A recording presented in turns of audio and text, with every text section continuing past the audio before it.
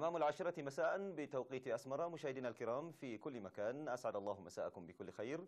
من الفضائية الإريترية أحييكم وإلى حضراتكم نشرة الأخبار لهذا المساء، معكم فيها نور الدين خليفة، وأبدأها لكم بأبرز ما ورد فيها من أنباء.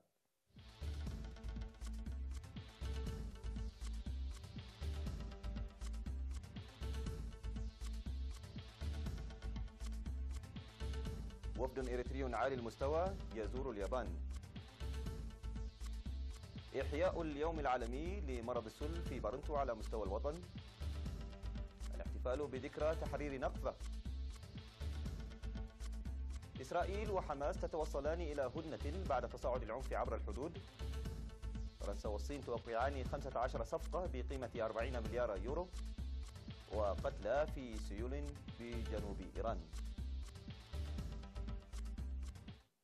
كان ذلك سيداتي وسادتي موجز النشرة، وإلى حضراتكم الأنباء بالتفصيل. يقوم وفد إريتري عالي المستوى والمكون من معالي وزير الشؤون الخارجية السيد عثمان صالح ومستشار فخامة الرئيس السيد يمان جبرأب بزيارة عمل إلى اليابان تستغرق 4 أيام، وهذه التي تجري تلبية للدعوة المقدمة من وزير الشؤون الخارجية الياباني السيد تارو كونو. تعد الزيارة الأولى بعد 10 سنوات بواسطة الوفد الإريتري عالي المستوى. وفي مراسم الضيافة التي نظمت على شرف وفد إريتريا عالي المستوى تحت شعار بناء جسر بين إريتريا واليابان، أكد مسؤولو وأعضاء البرلمان الياباني جاهزية ورغبة بلادهم لتعزيز العلاقة الأخوية مع إريتريا في مختلف المجالات، مشيدين بآفاق وتطورات السلام الراهنة في القرن الأفريقي. كما أكد معالي الوزير عثمان صالح جاهزية إريتريا لتعزيز علاقاتها مع اليابان. وقدم المهنيون للوفد الإريتري عالي المستوى توضيحا حول مؤسسة إريتريا لإنتاج لحوم الأسماك. وسيجري وفد إريتريا عالي المستوى الذي يزور اليابان للفترة ما بين 25 وحتى 29 من مارس مباحثات حول تطوير العلاقات الثنائية والشراكة التعاونية، بالإضافة إلى تفقد المؤسسات الإنتاجية. الجدير بالذكر بأن وفد إريتريا عالي المستوى والمكون من وزير الخارجية السيد عثمان صالح قد شارك في العام 2008 في منتدى طوكيو الرابع للتنمية الأفريقية. أحيت البلاد على مستوى الوطن في 24 من مارس الجاري في مدينة بارنتو اليوم العالمي للسيطرة على مرض السل لهذا العام تحت شعار حان الوقت لكي ننسق جهودنا للقضاء على مرض السل. وفي البرنامج الذي تم تنسيقه بالتعاون بين وزارة الصحة وخدمات الإصلاح والسجون الإريترية، ذكر مسؤول مكتب الصحة في إقليم القاش بركة الدكتور حيالوم كيداني بأن مرض السل هو مرض يمكن علاجه والوقاية منه، وبالتالي ينبغي رفع وتعزيز وعي المجتمع المدني من أجل السيطرة والقضاء على هذا المرض بتكاتف الجهود المنسقة. وأضاف الدكتور حيالوم بأن وزارة الصحة تعمل بجدية بالتنسيق مع منظمة الصحة العالمية من أجل إنجاح وتحقيق استراتيجية العام 2035 المتمثلة في السيطرة والقضاء نهائيا على المرض الذي يسبب المعاناة الجسيمة بالإضافة إلى الوفيات. من جانبه ذكر الدكتور تيدروس تخست ممثلا عن مكتب منظمة الصحة العالمية بإريتريا عن ازدياد وتنامي الوعي على مستوى العالم والقارة الأفريقية فيما يتعلق بالمرض، مما أدى بدوره إلى وضع نهاية لهذا المرض، مناشدا كافة أفراد المجتمع المدني إلى تعزيز مساهمتهم بهذا الصدد. من جانبه دعا المدير العام لقسم الخدمات الاجتماعية بإدارة إقليم القاش بركة السيد فرانكو كوبابا إلى ضرورة العمل المنسق من أجل رفع مستوى الوعي وبالتالي إنجاح الجهود الجارية للقضاء على المرض. وأوضح مراسل وكالة إيرينا عن تنظيم برامج عكست روح المناسبة في مدينة بارنتو في 26 من مارس اليوم العالمي للسل بحضور قائد خدمات الإصلاحيات والسجون الإريترية العميد جرماي محاري.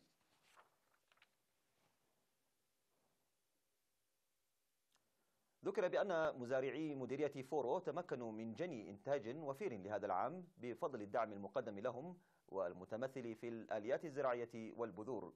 وفي اللقاء الذي أجرته وكالة إيرينا مع مسؤول مكتب الزراعة في المديرية السيد تسفاي تولده، ذكر عن زراعة 5000 هكتار بالذرة الشامية من إجمالي مساحة الأراضي الزراعية والتي تقدر ب 8300 هكتار، وذلك عبر الزراعة بمياه أمطار خريف المرتفعات والخريف البحري. وبفضل المتابعة والجهود الحثيثة تمكن من تحمل ظواهر الآفات الزراعية مثل دودة الحشد الخريفية والجراد وجني إنتاج مرضٍ. وأوضح السيد تسفاي بأن السيول والفيضانات العارمة التي نشأت من أنهار أودية حداس وعلي قدة وكومول ألحقت أضرارا بالغة في الحقول، مشيرا إلى أن الآفات الزراعية لم تسبب أي أضرار تذكر بالمزارع والمراعي بفضل المتابعة والمراقبة المستمرة لأعضاء وزارة الزراعة والمزارعين. كما أوضح بأنه تم تقديم التطعيم ضد مختلف الأوبئة التي تصيب الماشية لمرتين متتاليتين، مضيفا إلى أن توفر مياه الشرب والمراعي الكافية ساعدت على تحسين صحة المواشي.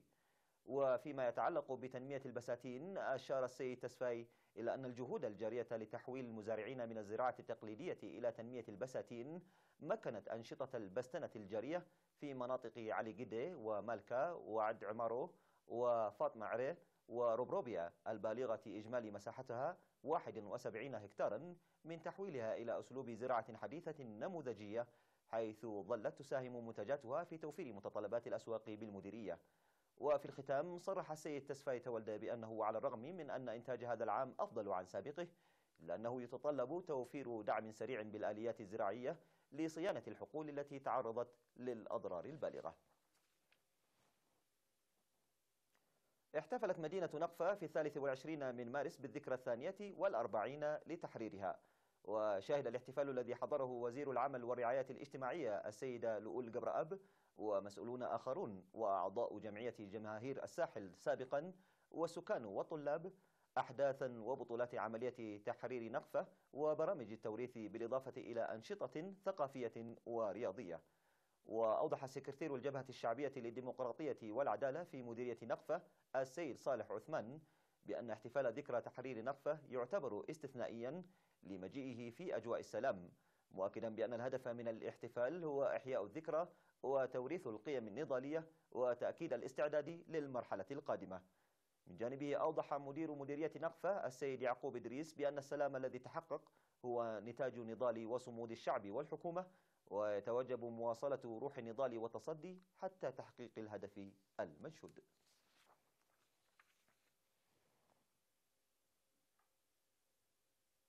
بحث رئيس الاتحاد الوطني للشباب والطلبة السيد صالح أحمد دين دور الشباب في برامج التنمية مع الشباب الدارسين للتربية الوطنية. وقدم السيد صالح في الاجتماع الذي شارك فيه الطلاب من 13 مديرية بأسمرة توضيحا مصحوبا بالفيلم الوثائقي عن النضال المرير الذي خاضه الشعب الإريتري والتضحيات التي قدمها والعدائيات التي تجاوزها والانتصارات التي حققها. ودعا الشباب للاستفادة من الفرص التعليمية المتاحة والارتقاء التعليمي، وقال إن السمينارات المنعقدة باستمرار تهدف للتوعية. ودعا المشاركون إلى تمهيد الأرضية إلى تطبيق دراسة المعلومات المقدمة.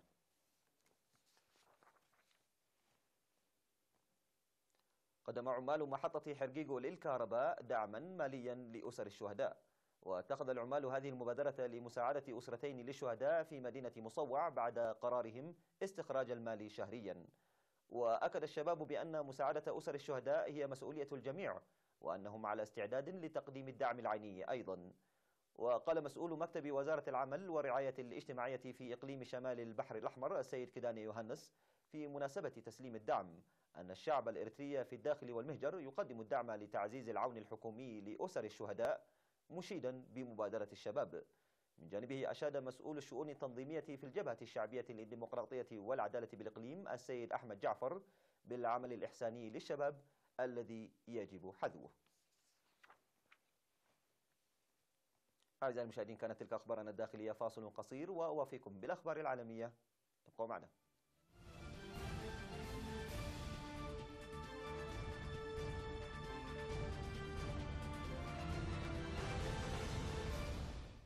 مرحبا بكم. شنت إسرائيل ضربات جوية على قطاع غزة ونشرت قوات إضافية على الحدود يوم الاثنين، وتعهدت برد قوي على أبعد هجمات حماس الصاروخية مدى، والذي أسقط مصابين لأول مرة منذ سنوات. وبعد يوم من القتال المكثف عبر الحدود، قال مسؤولون فلسطينيون إن إسرائيل وحماس وافقتا على وقف لإطلاق النار بعد وساطة مصرية، لكن الحدود لم تبقى هادئة لفترة طويلة. فقد دوت صافرات الإنذار في جنوب إسرائيل بعد الموعد المفترض لبدء سريان الهدنة، مما دفع السكان للفرار بحثا عن ملجأ. وفي غزة أبلغ فلسطينيون عن هجوم شنته طائرات إسرائيلية على هدفين على الأقل. ونشرت حماس التي تحكم قطاع غزة وفصائل فلسطينية أصغر بيانا جاء فيه أن مصر توسطت في وقف إطلاق نار حتى مع إطلاق الصواريخ، وهزت عشرات الانفجارات الجيبة الساحلية ودوت أبواق سيارات الإسعاف. وقعت فرنسا والصين خلال زيارة الرئيس الصيني شي جين بينغ إلى باريس 15 اتفاقية تجارية بقيمة إجمالية بلغت 40 مليار يورو، بينها صفقة ضخمة لشراء بكين 300 طائرة إيرباص.